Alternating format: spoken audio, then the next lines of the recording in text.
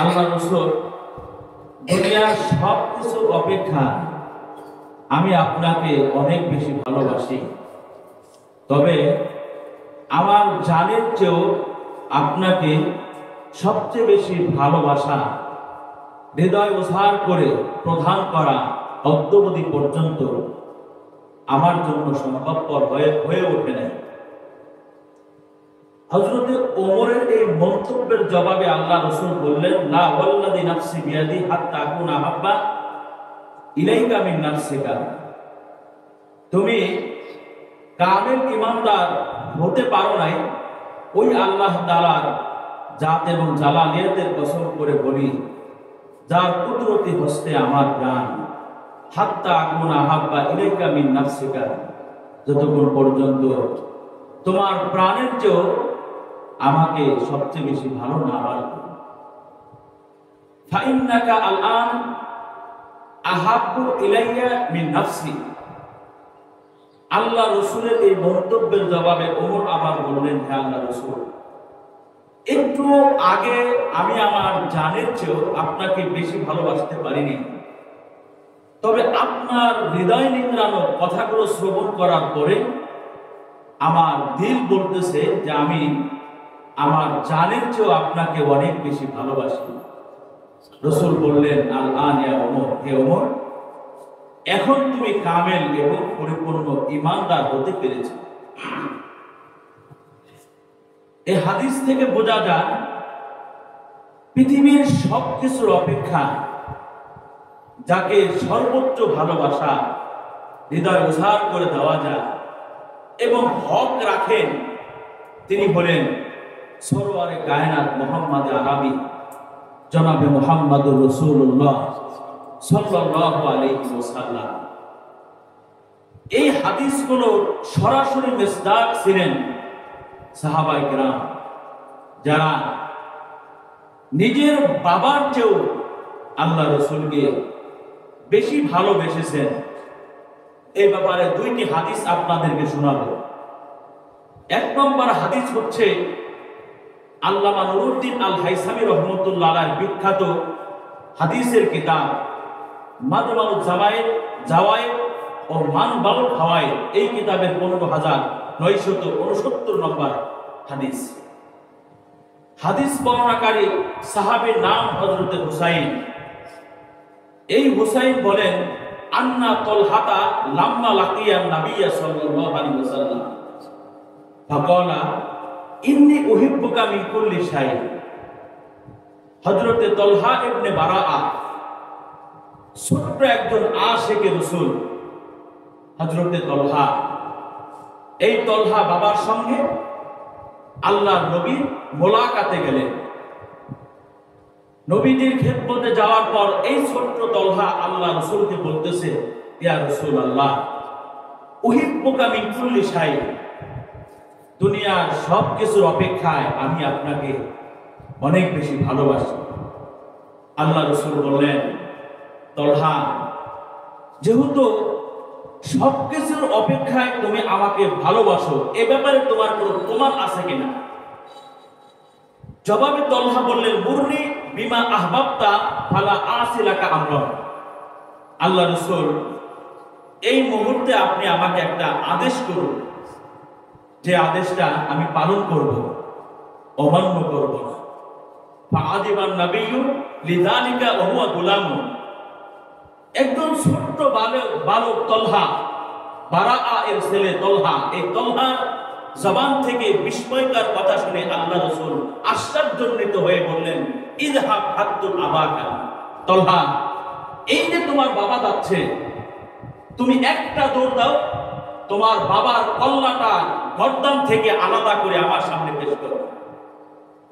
হাদিস বর্ণনাকারী হুসাইন বলেন, যেই মাত্র আল্লাহ রাসূল সাল্লাল্লাহু আলাইহি ওয়াসাল্লাম নির্দেশ করেছেন, কাল বিলম্ব না করে হযরতে তলহা একটা দৌড় দিছে বাবার পিছনে পিছনে, বাবার কল্লাটাকে ঘাট থেকে আলাদা করে নবীজির খেদমতে পেশ করার জন্য।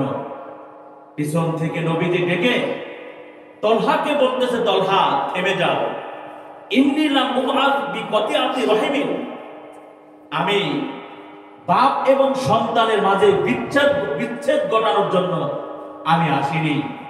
প্রমাণ হয়ে গেছে তলহা, তুমি আমাকে সব কিছুর থেকে ভালোবাসো, ইভেন তোমার বাবার চেয়েও তুমি আমাকে অনেক বেশি ভালোবাসো।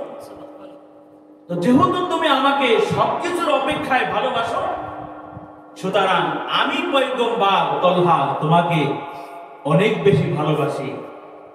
নবীজি তলহা এই ছোট্ট সাহাবীকে কতটা ভালোবেসেছেন। ফামারিদা বাদা যালিকা তলহা, এই ঘটনার পরে তলহা গুরুতর অসুস্থ হয়ে গেল, যার কারণে এই তলহা, এটাই ছিল নবীদের খেদমতে প্রথম আশা এবং শেষ আশা।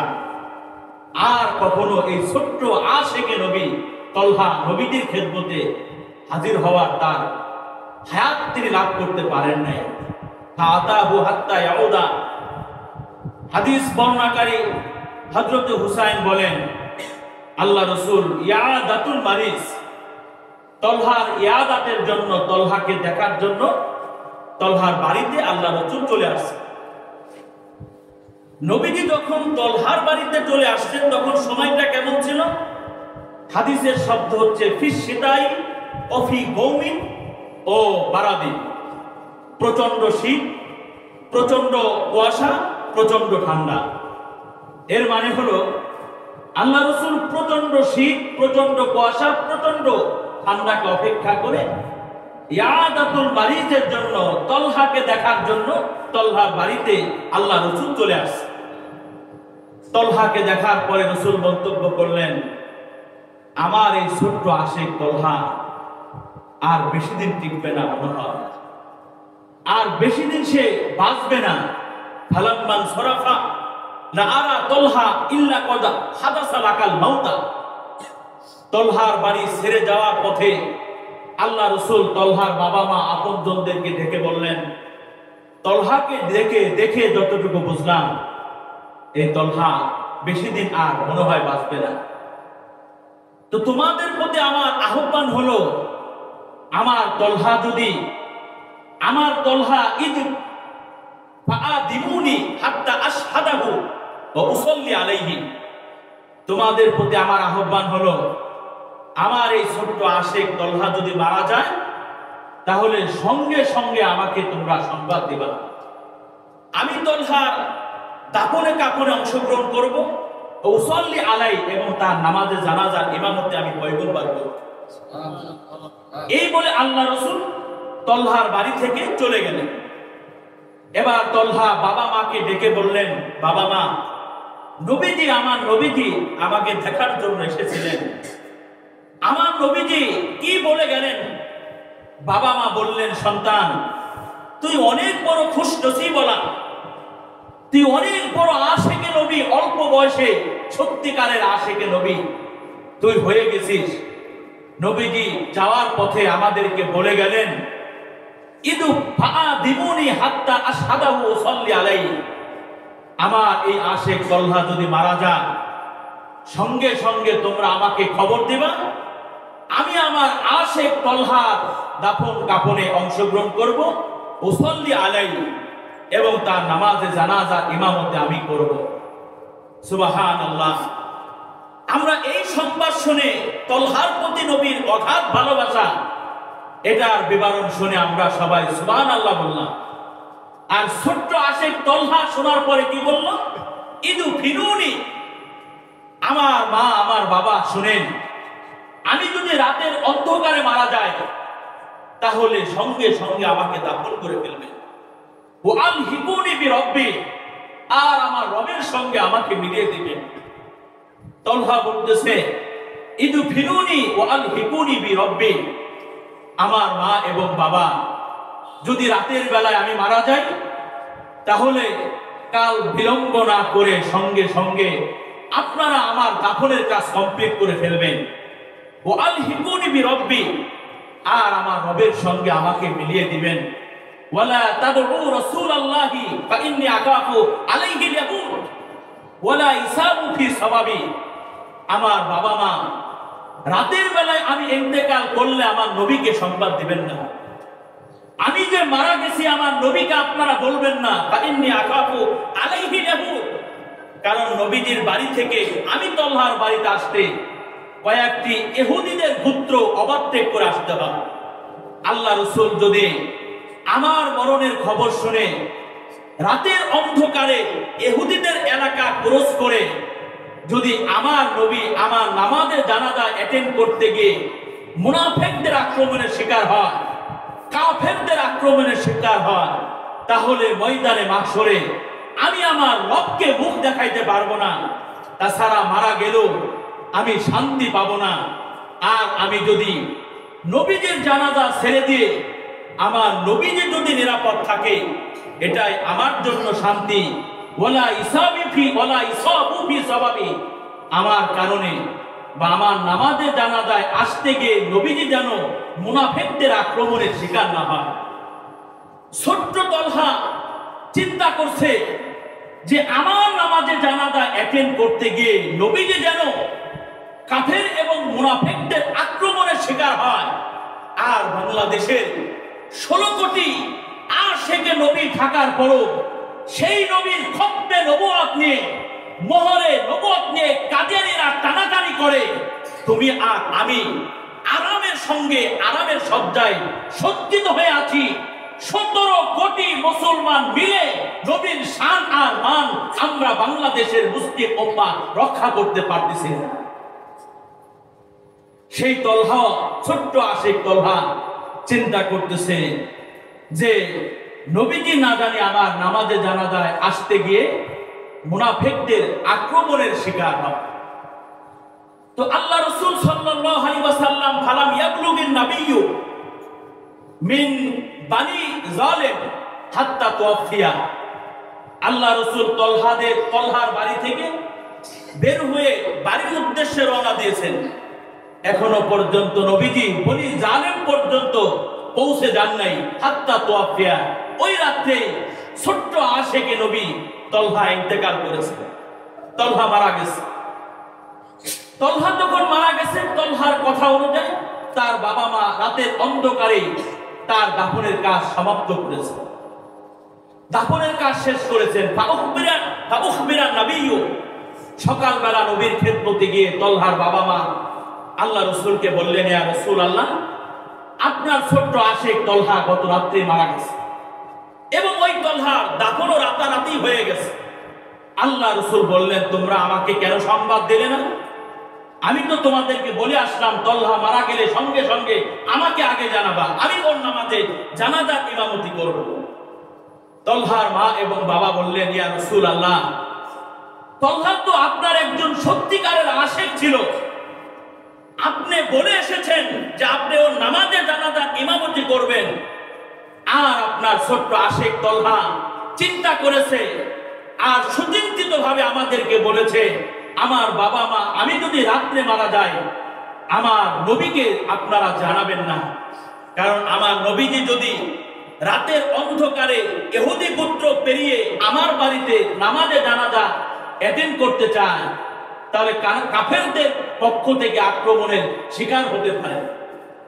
আপনি যেন আক্রমণের শিকার না হন, আপনি যেন নিরাপদ থাকেন, এজন্য তলহা আমাদেরকে বলেছেন আপনাকে না জানানোর জন্য, তাই আমরা আপনাকে না জানিয়ে তার দাফনের কাজ আমরা কমপ্লিট করে ফেলেছি। আল্লাহ রাসূল যখন তলহার ইন্তেকালের কথা শুনলেন, ফাজাআন নবিয়্যু হাত্তা ওয়াকাফা আলা কবরি তলহা, সাহাবায়ে কিরামদের বিশাল বড় একটা জামাত নিয়ে আল্লাহর নবী তলহার কবরের পাশে এসে দাঁড়াইলেন। অসফান নাসা মাহবু, সাহাবায়ে কিরামকে পিছনে জামাত আকারে দাঁড়া করাইলেন। এবার আল্লাহ রাসূল ছোট্ট আশিক তলহার কবরের পাশে দাঁড়িয়ে উর্দু আকাশের দিকে হস্তদ্বয় উত্তোলন করে কায়মন বাক্যে রবের কাছে আশিক তলহার জন্য দোয়া করতেছে, আল্লাহুম্মা আলকা তলহা তাদহাকু ইলাইহি ওয়া তাদহাকু ইলাইকা, হে আল্লাহ, আপনি তলহার সাথে, আমার আশিক তলহার সাথে ময়দানে মাহশরে এমন অবস্থায় আপনি সাক্ষাৎ করবেন, তাদহাকু ইলাইহি, যখন আপনি তলহাকে দেখে হাসতেছেন, ও তাদহাকু ইলাইকা, আর আমার ছোট্ট আশিক তলহাও আপনাকে দেখে হাসতেছে। আল্লাহ রাসূল এই ছোট্ট তলহার ব্যাপারে নিজের হৃদয়ে আল্লাহ তাআলা কেমন প্রেমের আগুন জ্বালিয়ে দিলেন যে নবীজি তলহার কবরের পাশে দাঁড়িয়ে দোয়া করতেছে, আল্লাহুম্মা আলকা তলহা তাদহাকু ইলাইহি ওয়া তাদহাকু ইলাইকা।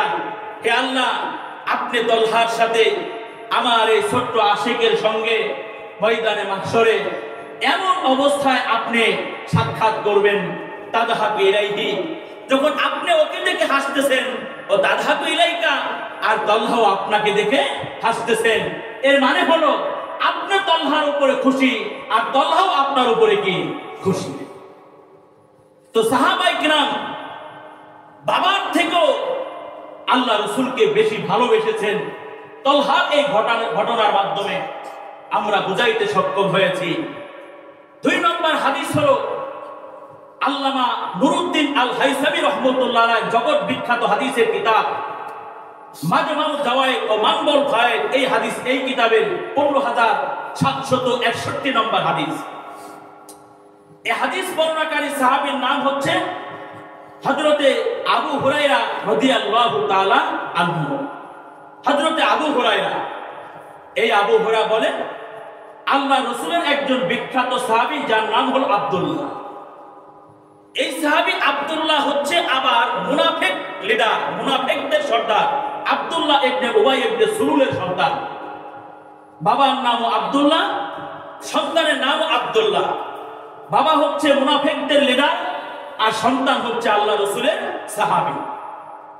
হযরত আবু হুরায়রা বলেন, মাররা রাসূলুল্লাহ সাল্লাল্লাহু আলাইহি ওয়াসাল্লাম আলা আব্দুল্লাহ ইবনে উবাই ইবনে সুলুল ওয়া হুয়া ফি জিল্লি। আল্লাহ রাসূল সাহাবায়ে কিরামদের একটা জামাত নিয়ে মুনাফিক সর্দার আব্দুল্লাহ ইবনে উবাই ইবনে সুলুলের পাশ দিয়ে অতিক্রম করলেন। অনেক মানুষ যখন একসঙ্গে রাস্তা দিয়ে চলাফেরা করে তখন ধুলাবালু, পায়ের ধুলাবালু উড়তে থাকে। তো আল্লাহ রাসূল এবং সাহাবায়ে কিরামদের পায়ের ধুলাবালু উড়ে গিয়ে মুনাফিকদের সর্দার আব্দুল্লাহ ইবনে উবাই ইবনে সুলুলের শরীরে লেগে যায়।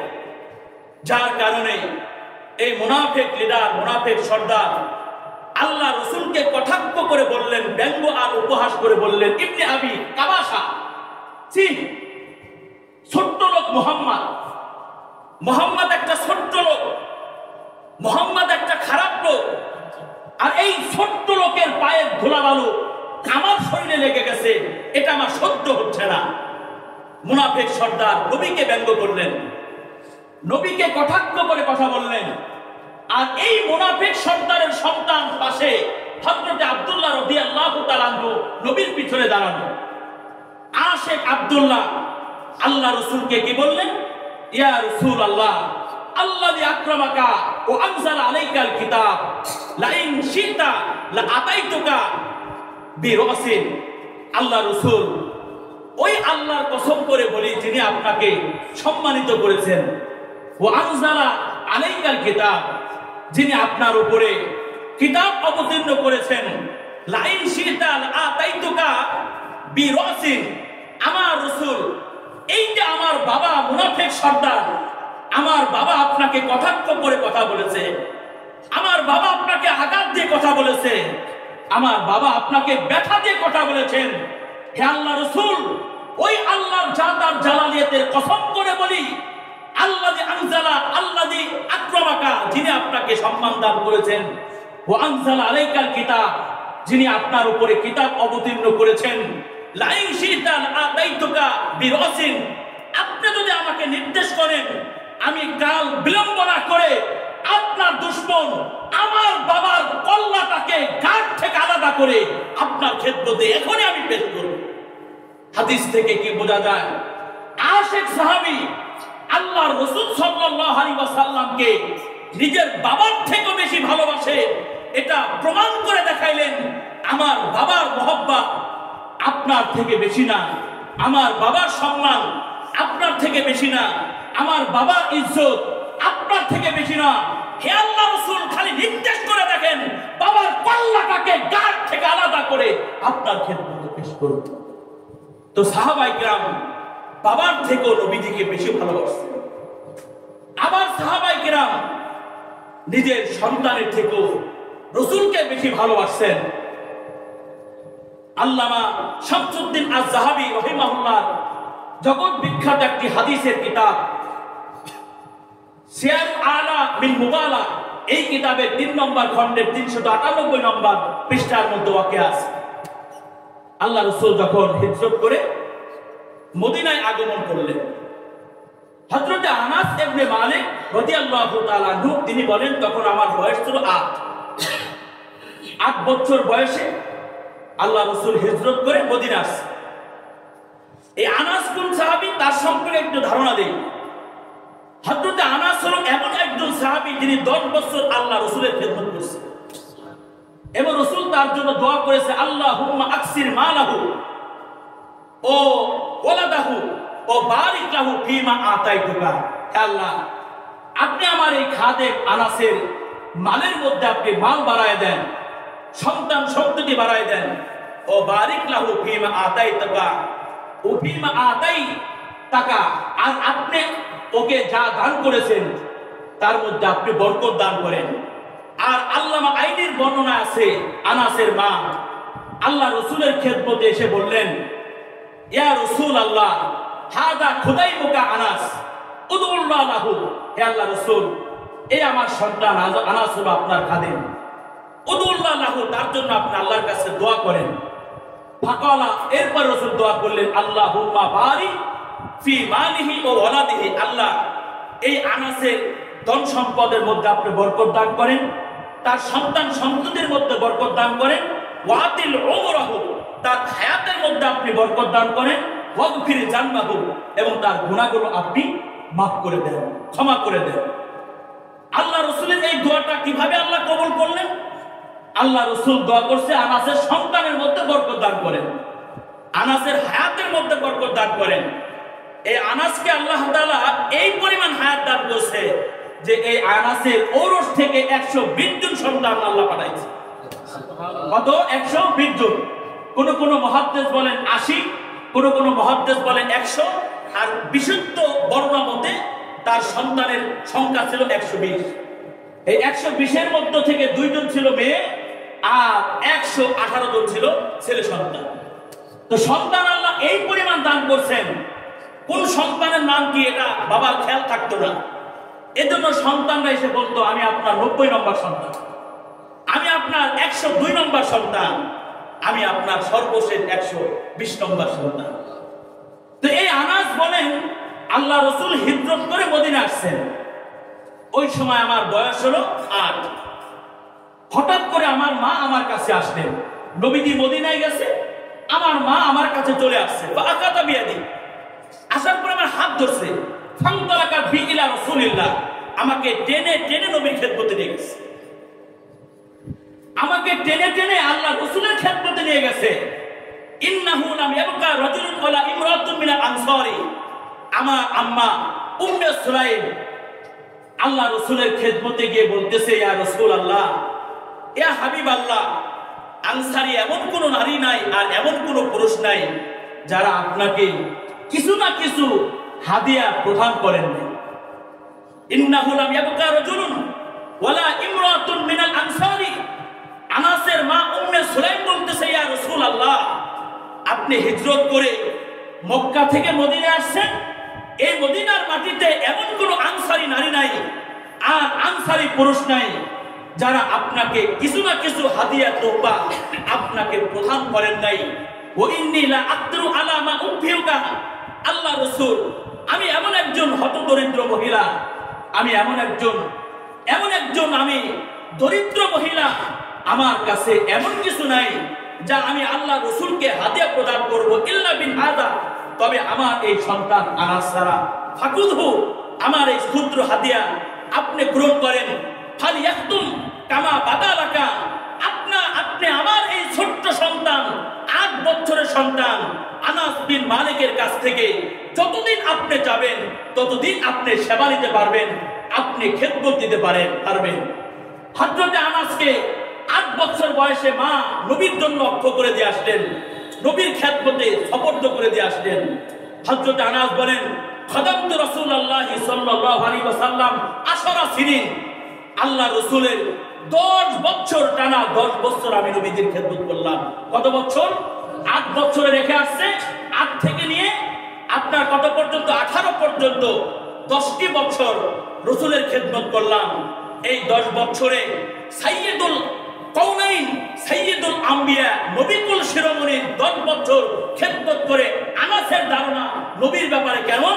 হযরত আনাস বলেন, ওমা আমারানি শাইআন ওয়ালা ধরাবানি ধরবাতান ওয়ালা সাববানি সাববাতান, হে কিয়ামত পর্যন্ত আনেওয়ালা উম্মতেরা শুনে রাখো, 10 বছর তোমাদের নবীর খেদমত করেছি, আর এই 10 বছরের মধ্যে আল্লাহ রাসূল সাল্লাল্লাহু আলাইহি ওয়াসাল্লাম কোনো কাজ করার আদেশ আমাকে দান করেন নাই। আল্লাহ রাসূল আমাকে কোনোদিন একটা মারপিট করেন নাই। আল্লাহ রাসূল কোনোদিন আমাকে ধমক দিয়ে একটা শব্দ উচ্চারণ করেন। 10 বছর। ইস্তাফতি নাফসাক, নিজেকে জিজ্ঞাসা করেন আপনার অধীনস্থে যারা থাকে তাদের সাথে আপনার আচরণটা কেমন, তাদের সঙ্গে আপনার ব্যবহারটা কেমন, তাদের সঙ্গে কোন ভাষায় আপনি কথা বলতেছেন, আপনার ভাষা নবীর আদর্শের সাথে মিলে কিনা, আপনার চরিত্র নবীদের আদর্শের সাথে মিলে কিনা, এটা হচ্ছে বিবিচ্য বিষয়। তো সন্তানের থেকেও মা আল্লাহ রাসূল সাল্লাল্লাহু আলাইহি ওয়াসাল্লামকে বেশি ভালোবেসেছে। আল্লাহ রাসূল সাল্লাল্লাহু আলাইহি ওয়াসাল্লামকে এক সাহাবী আল্লাহ রাসূলের প্রেমে জিহাদের ময়দানে 70টির উপরে তীরবিদ্ধ হয়ে তিনি রণক্ষেত্রে রণাঙ্গনে কাতরাইতেছিলেন, ছটফট করতেছিলেন। আর এই যে এলাই কালিমাতিল্লাহ, আল্লাহর দ্বীনের ঝান্ডাকে উত্তোলন করার জন্য, নবীজির ভালোবাসা প্রকাশ করার জন্য সাহাবী আহত হয়ে 70টি তীর তার শরীরে কাফেররা বিদ্ধ করে ফেলেছে। আর তার এই শাহাদাতের উপরে আল্লাহর কেমন রেজামন্দি সে লাভ করেছে যে তার জীবনের অন্তিম মুহূর্তে তার নাকের ডগায় আল্লাহ তাআলা জান্নাতুল ফেরদাউসের সুঘ্রাণ আল্লাহ তাআলা পৌঁছে দিয়েছে। আর রাহিকুল মাকতুম একটি কিতাব আছে, নির্বাচক একটা কিতাব। এই কিতাবের মধ্যে ওয়াকিয়া আছে। হাদিস বর্ণনাকারী সাহাবীর নাম হলো হযরত যায়েদ বিন সাবিত রাদিয়াল্লাহু তাআলা। হাদিসটা শোনানোর আগে যায়েদ বিন সাবিত সম্পর্কে কয়েকটি দাবি করে। যায়েদ বিন সাবিত হলো এমন একজন সাহাবী যিনি বাহরুল উলুম, এটা তার লকব ছিল, যিনি কাতিবে ওহী, নবীর উপরে যে ওহী অবতীর্ণ হতো এটা তিনি কলমবদ্ধ করতেন, লিপিবদ্ধ করতেন। এই যায়েদ বিন সাবিত সম্পর্কে ইমাম মাসরুক বলেছেন, আল্লাহ রাসূলের এই সাহাবায়ে কিরামদের মধ্যে 6 জন সাহাবী ছিলেন মুক্তি সাহাবী। এই 6 জন মুক্তি সাহাবীদের মধ্য থেকে অন্যতম একজন মুক্তি সাহাবী ছিলেন যায়েদ বিন সাবিত। এই যায়েদ বিন সাবিত সম্পর্কে শ্রেষ্ঠ তাবী সাঈদ ইবনুল মুসাইয়্যিব তিনি বর্ণনা করেন যে এই যায়েদ বিন সাবিত আল্লাহ রাসূলের এই সাহাবী যেদিন ইন্তেকাল করেন, এই সাহাবীর নামাজে জানাজায় আমি অংশগ্রহণ করি।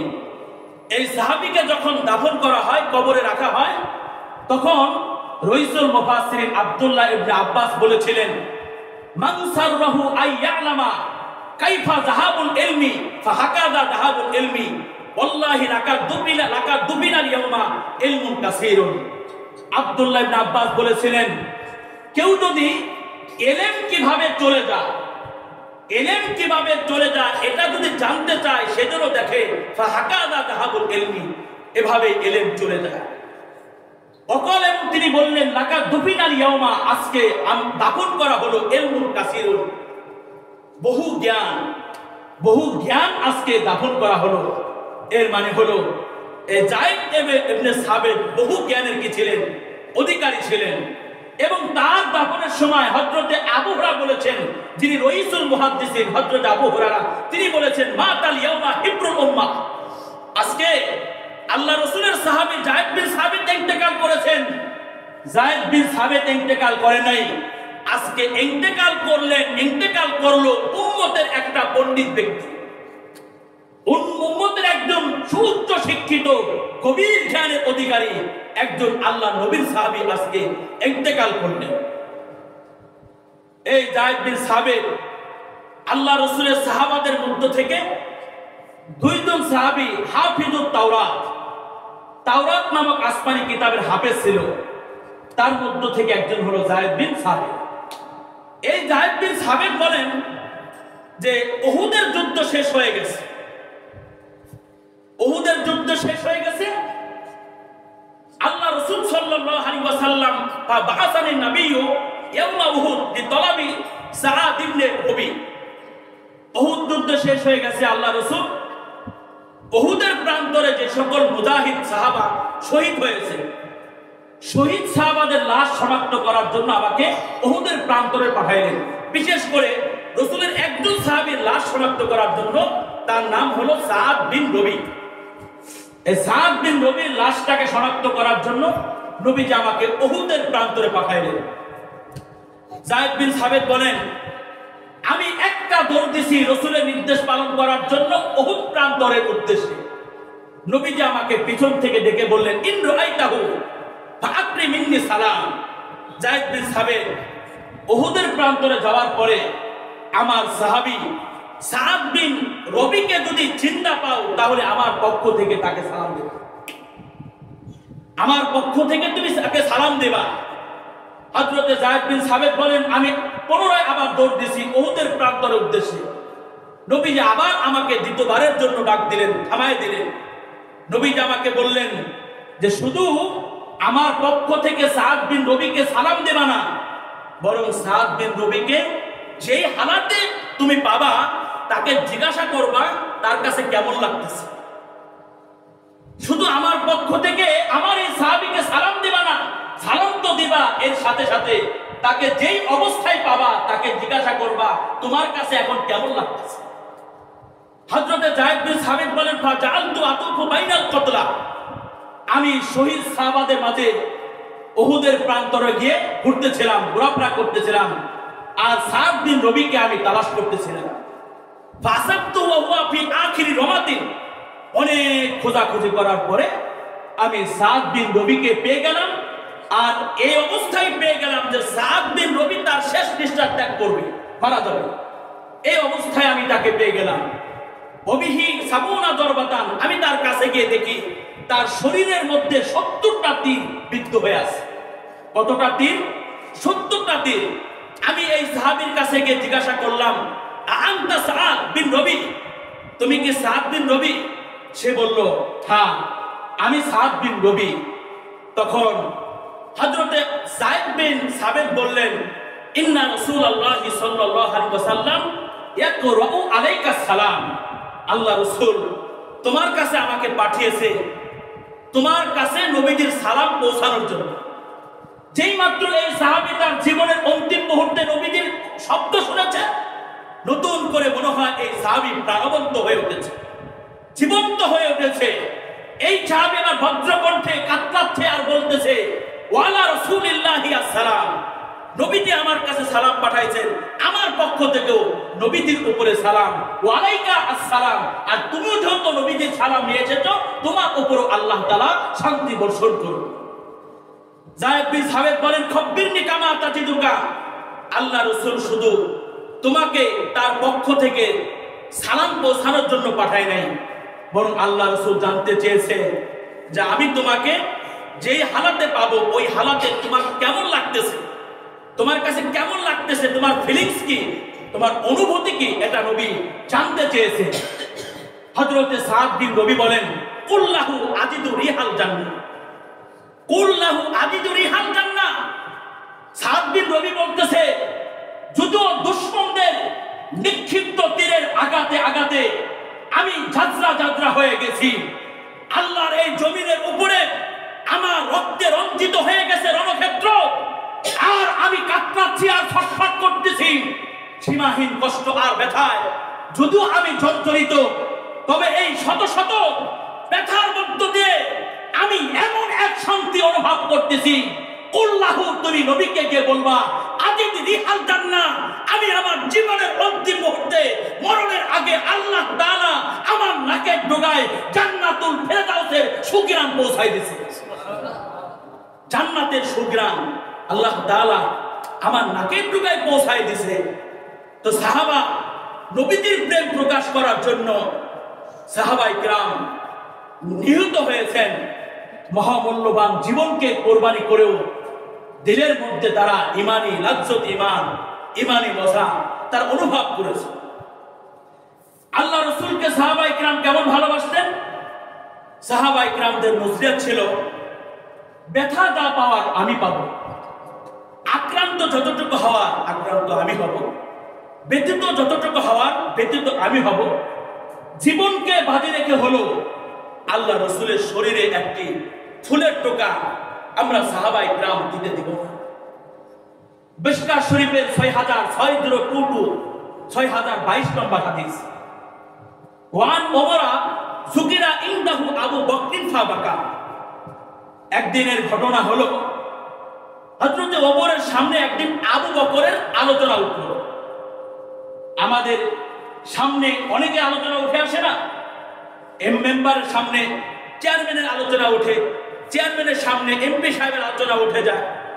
তো ওমরের সামনে সিদ্দিক আকবর, পৃথিবীর 1 নম্বর সেরা ইমানদার, নবীদের পরে যার অবস্থান এবং যার মর্যাদা, এই সিদ্দিক আকবর হযরত আবু বকর আলোচনা ওমরের সামনে উঠে গেছে। আবু বকর আলোচনা শোনার পরে ফাবাকা, ওমর কান্না শুরু করে দিয়েছে। হাউমা করে ওমর কান্না করতেছে। আবু বকর নেতা ছিল রাজনৈতিক প্ল্যাটফর্মে, ওমরও নেতা ছিল রাজনৈতিক প্ল্যাটফর্মে।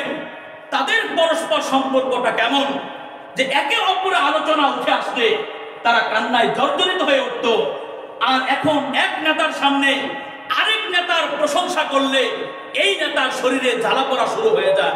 আওয়াজ দিয়ে বলতে হবে, ঠিক না বেটি?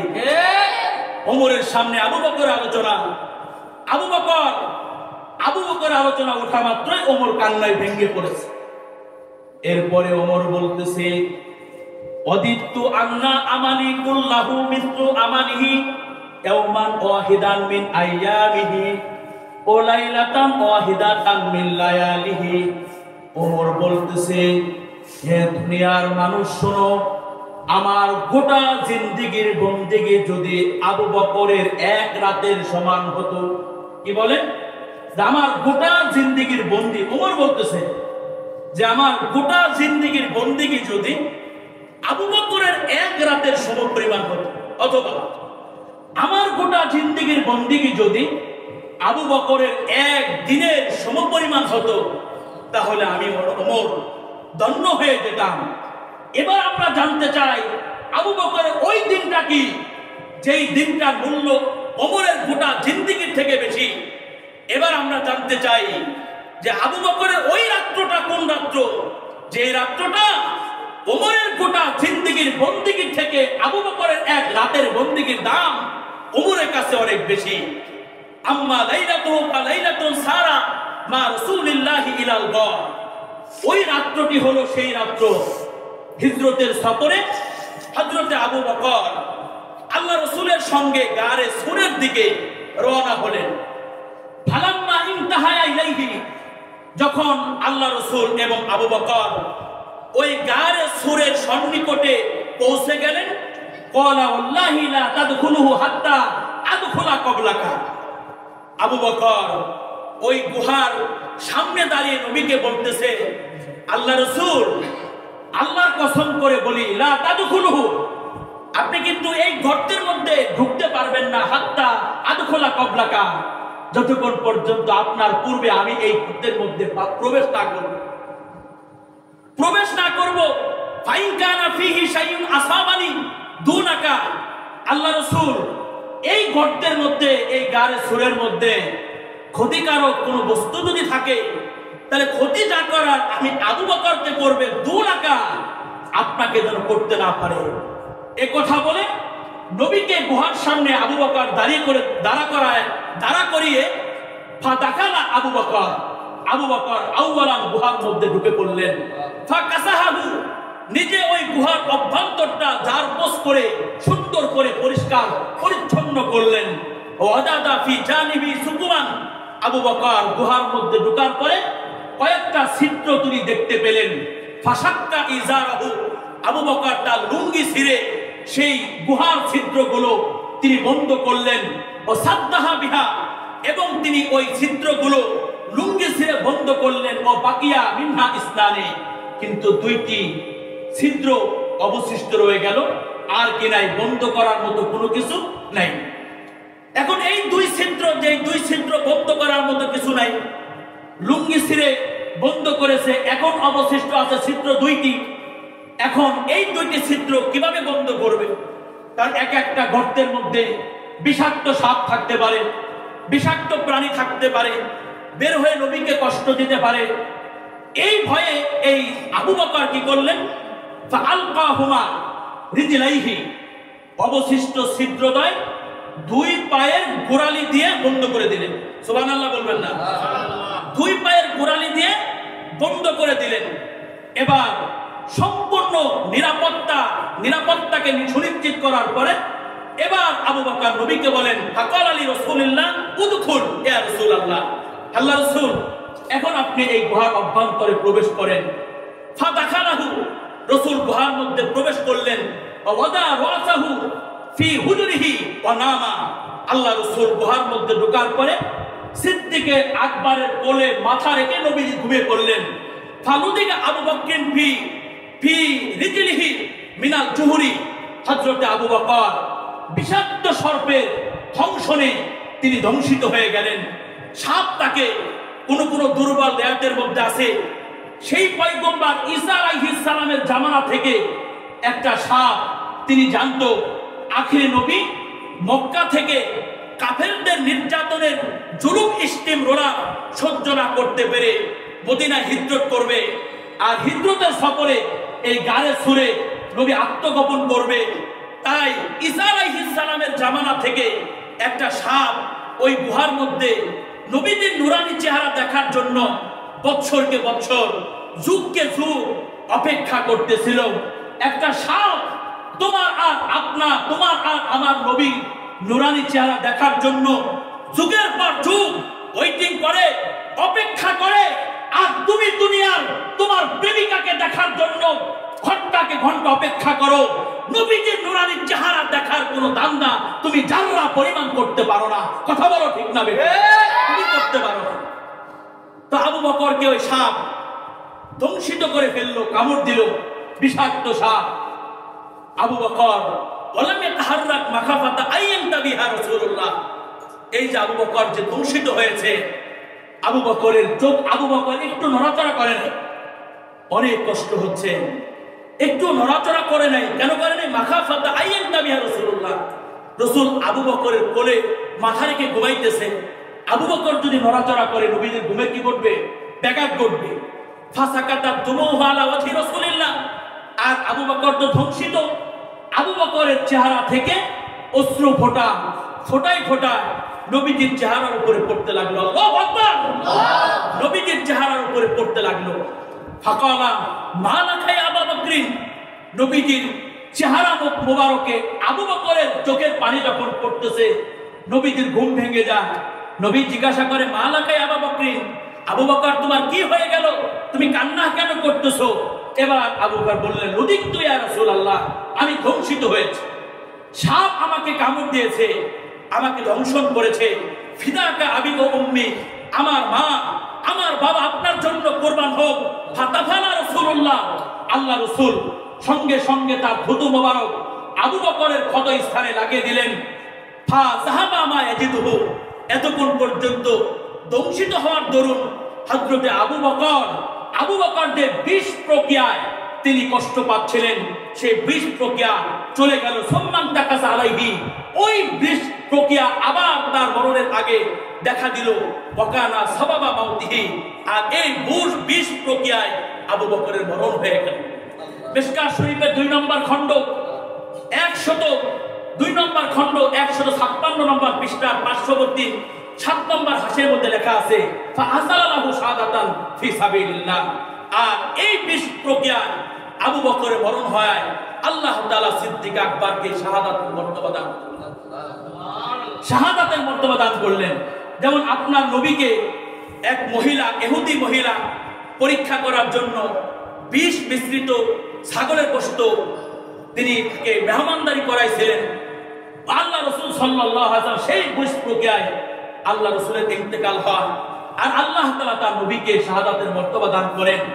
নবীর পরে তো আবু বকরের অবস্থান, তো আবু বকরকে আল্লাহ তাআলা এই সাপের বিষ প্রক্রিয়া তাকে ইন্তেকাল দান করে আল্লাহ তাআলা তার আবু বকরকে শাহাদাতের কি দান করলেন? মর্তবা দান করলেন। ওয়া আম্মা ইয়াউমুহু ফালাম্মা কুবিরা রাসূলুল্লাহ সাল্লাল্লাহু আলাইহি ওয়াসাল্লাম।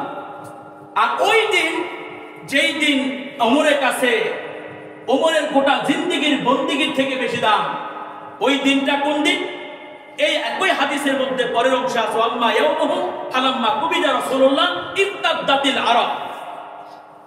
যেদিন আল্লাহ রাসূল ইন্তেকাল করলেন, মারা গেলেন, আরবের বেশ কিছু লোক তারা মুরতাদ হয়ে গেল, তারা ধর্মান্তরিত হয়ে গেল। ওয়াকাল, এবং তারা বলতে লাগলো, লা নুআদ্দি যাকাত আমওয়ালিনা, আমরা আমাদের মালের যাকাত আদায় করব না। আবু বকরের পরে রাসূলের পরে আবু বকরের শাসন আমল। আর এই মুরতাদরা বলতেছে, লা নুআদ্দি যাকাত আমওয়ালিনা, আমরা আমাদের মালের যাকাত আদায় করব না। ফাকাল আবু বকর লাউ মানাউনি ইকালান লাজাহাতুম আলাইহি, এর এক বর্ণনা। আর আরেক বর্ণনা আছে, লাউ মানাউনি ইকালান কানু ইয়াদুনাহা ইলা রাসূলিল্লাহি লাকাতালতুম আলা মানইহা। আবু বকর আরহামু উম্মতি বিউম্মতি, আবু বকর উম্মতের মধ্যে সবচেয়ে নরম মানুষটা ছিলেন হযরত আবু বকর। আবু বকর তখন গরম হয়ে গেল। আবু বকর কি বলে, আল্লাহ রাসূল ইন্তেকাল করার পরে কেউ যদি যাকাতের একটা রশি আদায় করতে অস্বীকার করে, লাজাহাতুম আলাইহি বা লাকাতালতুম আলা মানিহা, আমি আবু বকর তার বিরুদ্ধে যুদ্ধ করি। এই আবু বকরের পাশে বসা আসাদুম ফি আমরিল্লাহি ওমর, সবচেয়ে গরমওয়ালা ইমানদার ওমর আবু বকরকে কি বলে? ওমর বলে যে, ইয়া খলিফাতা রাসূলিল্লাহ আল্লাহ ফিন নাজা ওয়াল ফুকি, আল্লাহ রাসূলের খলিফা, আপনি নরম ভাষা এবং মুলায়ম ভাষায় উম্মতের সাথে কথা বলেন। ওমর বলেন, ফাকাল আলী, আমাকে আবু বকর বললেন, আজাব্বারুন ফিল জাহিলিয়াতি ও খাওয়ারুন ফিল ইসলাম। ওমর, ইসলাম ধর্ম গ্রহণ করার আগে তুমি তো অনেক বড় বাহাদুর ছিলে, গোয়াকে নবীকে হত্যা করার জন্য তুমি চলে আসছো, আর আল্লাহ মেহেরবানি করে তোমাকে হেদায়েত প্রদান করে, তো ইসলাম গ্রহণ করার আগে তুমি অনেক বড় বাহাদুর ছিলে, অনেক বড় বীর ছিলে, অনেক বড় সাহসী ছিলে। আখাওয়ারুন ফিল ইসলাম, আর ইসলাম ধর্ম গ্রহণ করার পরে তুমি দুর্বল হয়ে গেলে, তুমি কাপুরুষ হয়ে গেলে, তুমি দুর্বল হয়ে গেলে। ইন্নাহু ইনকাতালাকিউ, ওমর শুনে রাখো, ওহীর দরজা বন্ধ হয়ে গেছে, ওহীর দরজা বন্ধ হয়ে গেছে, ও তাম্মা দিন পরিপূর্ণ হয়ে গেছে। আয়ান কুসুদ্দিন ওয়ানা হাইয়ুন, ওমর শুনে রাখো, দিনের ক্ষতি হবে, আবু বকর বেঁচে থাকবে, এটা আবু বকর কখনো সহ্য করে নেবে না। আবু বকর এটা কখনো সহ্য করে নেবে না।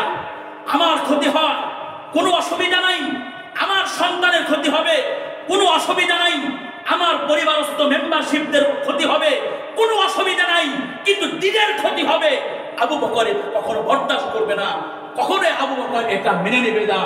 এই আবু বকরের রক্তই ইমামে মুহাম্মাদের ধমনীতে বহমান। ইমামে মুহাম্মদ রাহিমাহুল্লাহ, তিনি সারা রাত মুতালা করতেন, সারা রাত নিত্য নতুন সমস্যা কোরআন এবং সুন্নাহকে সামনে রেখে মুজতাহিদ হয়ে তিনি ইজতিহাদ করতেন, মাসআলা ইস্তেমবাদ করতেন, সমস্যার সমাধান বের করতেন, সারা রাত ঘুমাইতেন না, মুতালা করতেন। ইমামে মুহাম্মদ সারা রাত মুতালা করতেন, আর তিনি একটা কথা উন্মুক্তে বলতেন, ওয়াকাইফা আনামু ওয়াকাদ নামাত উয়ুনুল মুসলিমিন তাওয়াক্কুলান আলাল্লাহ ফাইদা নিমতু ফাবিহি তাবিউদ্দিন। হে উম্মত, শুনে রাখো, কাইফা আনামু, আমি কিভাবে ঘুমাবো, ওয়াকাদ নামাত উয়ুনুল মুসলিমিন, গোটা বিশ্বের চক্ষু জগৎ ঘুমের সমুদ্রে নিমজ্জিত, তাওয়াক্কুলান আলাল্লাহ, আল্লাহর উপরে ভরসা করে, ফাইদা নিমতু ফাবিহি তাবিউদ্দিন, অন্যান্য উম্মতের মতো আমি মুহাম্মদ যখন ঘুমাবো, দিন বিলীন হয়ে যাবে, দিনের ক্ষতি হয়ে যাবে, ইসলামের ক্ষতি হয়ে যাবে। মেরে মোহতারাম দোস্তার বুজুর্গ, এই সবকটা এখান থেকে বের করতে চাই। সেই আবু বকর রক্ত তোমার ধমনীতে আছে, সেই মুহাম্মাদের রক্ত তোমার ধমনীতে আছে। সুতরাং আমাদেরকে জিহাদি চেতনায় উজ্জীবিত হয়ে ইমানি পাওয়ার আমাদেরকে এইভাবে লালন করতে হবে। দিনকে কেউ ক্ষতি করতে চাইলে, দিনকে কেউ সর্বনাশ করতে চাইলে, কোরআনের আইনকে কেউ বাঁচাইতে চাইলে তার হাত ভেঙে গুড়া করে দিব। কথা বলো ঠিক না? কারণ আমার ধমনীতে আবু বকর রক্ত, আমার দমনীতে ইমামে মুহাম্মাদের রক্ত। মুহতারাম হাজিরিন, যে কথাটা গত জুমা থেকে আলোচনা চলে আসতেছে সেটা হলো ইমানের পরিপূর্ণতা ততক্ষণ পর্যন্ত লাভ করা যাবে না যতক্ষণ পর্যন্ত নিজের সন্তানের থেকে, নিজের বাবা মার থেকে, নিজের আপনজন, প্রিয়জন এবং সকল স্বজনদের থেকে সর্বোচ্চ ভালোবাসা কাকে উজাড় না করে দিব? আল্লাহ রসুলকে আমরা উজাড় না করে দিব। আর আল্লাহ রসুল সাল্লাল্লাহু আলাইহি ওয়াসাল্লামকে ভালোবাসার অর্থই হলো আল্লাহ রসুলের আদর্শ হৃদয় লালন করা, আল্লাহ রসুলের ক্যারেক্টারকে নিজের জীবনে বাস্তবায়িত করা এবং রূপান্তরিত করা। নবী খানার সময় কোন দোয়া পড়েছে এই দোয়াটা পড়া, নবী মসজিদে ঢোকার সময় 5টা যে সুন্নত, এই সুন্নতগুলো পালন করা, মসজিদ থেকে বের হওয়ার সময় 5টা সুন্নত জানা এবং আমল করা। আল্লাহ রসুল এবং তার সাহাবায়ে কিরাম আল্লাহ রসুলের ভালোবাসাকে প্রমাণ করতে গিয়ে প্রয়োজনের তাগিদে ফাঁসির কাস্টে ঝোলার কখনো যদি সময় আসে এবং সময়ের দাবি হয় ফাঁসির কাস্টে ঝুলো আল্লাহ রসুলের ভালোবাসাকে প্রমাণ করতে হবে। আমরা তৈয়ার আছি তো ইনশাআল্লাহ? আল্লাহ পাক তৌফিক দান করেন এবং কবুল করেন, আমিন।